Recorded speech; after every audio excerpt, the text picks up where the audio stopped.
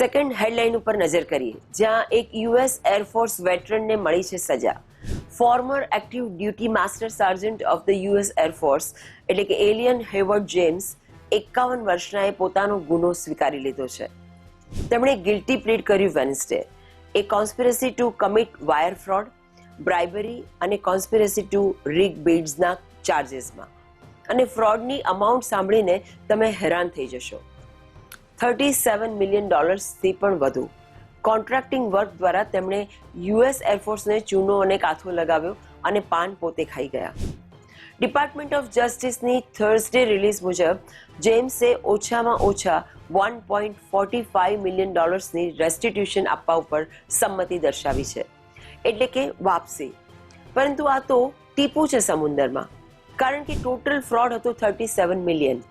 Federal district court જજ નક્કી કરશે તેમની સજા, જેમાં ઘણા વર્ષોનો પ્રિઝન ટાઈમ પણ હોઈ શકે છે. હવે સવાલ એ છે કે કેવી રીતે થયો આ સ્કેમ. જેમ્સ અને તેમના કો કોન્સ્પિરેટર્સે કોન્ટ્રાક્ટ્સને ફિક્સ કર્યા, એટલે કે બિડ રિગિંગ. તેમણે આર્ટિફિશિયલી ઇન્ફ્લેટ કર્યા આઈટી કોન્ટ્રાક્ટ્સના કોસ્ટ, જે સર્વિંગ હતા across US air force installations in the Pacific. આ સ્કેમ ચાલ્યો ઓછામાં ઓછા એપ્રિલ 2016 થી લઈને એપ્રિલ 2025 સુધી, એટલે કે પૂરા 9 વર્ષ.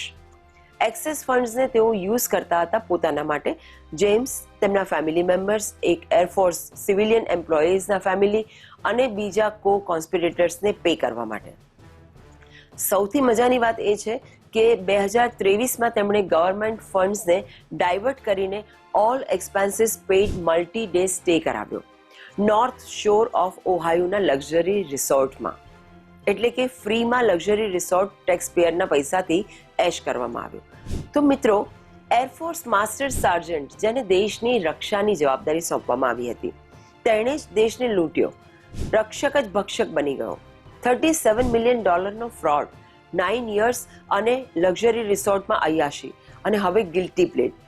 આગળ જેલ થશે કે જામીન, એ તો જજ નક્કી કરશે.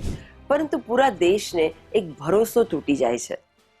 ચાલો વધીએ થર્ડ હેડલાઇન તરફ, અને આ છે $14 મિલિયન નો હેલ્થકેર ફ્રોડ અને સજા પણ. જેમાં મોટી વાત એ છે કે આ દેશને ચૂનો ફક્ત યુએસ આર્મી વેટરન કેમ લગાવે. ઇન્ડિયન ઓરિજિનના અમેરિકન ડોક્ટરે કરિશ્મા કરી બતાવ્યો છે.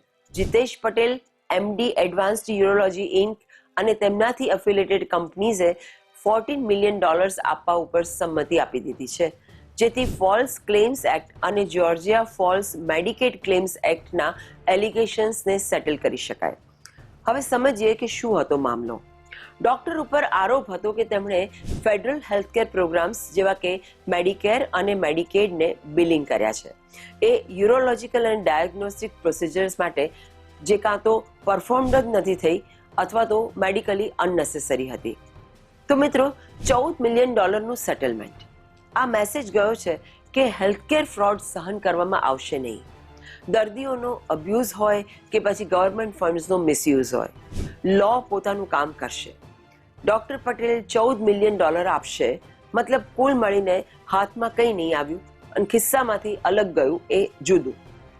હવે મિત્રો, આ હેવી હેડલાઇન્સની વચ્ચે થોડો બ્રેક જોઈએ, કારણ કે આવનારા વીકેન્ડમાં કંઈક એવા ઇવેન્ટ છે જે તમારી બધી ટેન્શનને છૂમંતર કરી દેવાનું છે. શિકાગોમાં હોળી સેલિબ્રેશન છે. એટલાન્ટિક સિટીમાં બોલિવૂડ પાવર ડ્યુઓ છે. તો ચાલો, ગાયત્રીનો સ્ટ્રેસ બસ્ટર ટાઈમ આવી ગયો છે. પહેલો સ્ટ્રેસ બસ્ટર છે શિકાગોમાં રંગ બરસે.